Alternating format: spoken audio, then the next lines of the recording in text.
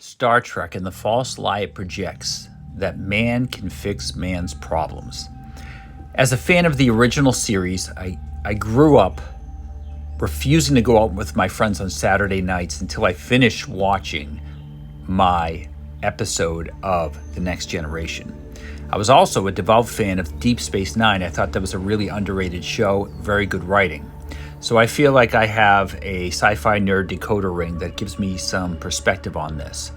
I know Star Trek's fiction. I know it takes place in the mid-22nd century and beyond into like the late 24th century, but it's predicated on the fact that poverty and most disease and most human suffering has been defeated. Earthly wars, famine, all these things due to greed and man's vices have now been exterminated, and we can now focus our collective minds outward into space exploration.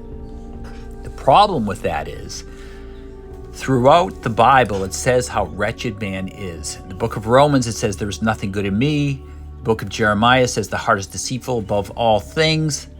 Our default in life without God and Jesus is sin. So, for example, take a kindergarten class. If you were to remove the teacher for an hour, the whole classroom, left alone, their default would probably not go towards good behavior, but bad behavior. They'd probably start acting up.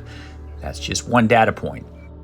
Gene Roddenberry, who created Star Trek, was a left-leaning secular humanist and as close to an atheist towards the end of his life as possible, according to his son. He really did not want God or religion part of the Star Trek world. So in his worldview, we were able to create and do all these amazing things by man's work. So that's my problem with this. I really enjoyed the series. I really enjoyed how his dream, his vision, and the creativity of it. However, I don't believe this is possible without God's help. It comes from that era in the 60s, which was full of optimism and space exploration. The space program was starting off and JFK was president. And not just the space exploration, the TV shows that were on at the time, you had Sea Hunt, so there was ocean exploration. There was so much optimism and science was exploding. And it was just really an exciting time in our country, right? So let's see where we've come since that time of optimism and a drive for science. These left-leaning secular humanist places in our country that have all but driven God out of them, okay? I'm arguing they're not moving towards Gene Roddenberry's goal of this scientific utopia where disease and wars and famine and all of men's vices have been driven out. If anything, they're moving in the opposite direction. A lot of these places now in our country have become no-go zones. They're far worse than they were decades earlier.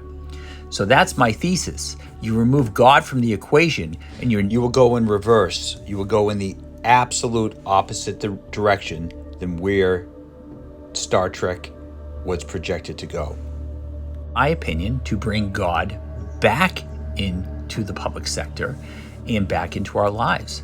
And therefore, that's where you'll find healing. So I think that's the big flaw in the Star Trek world.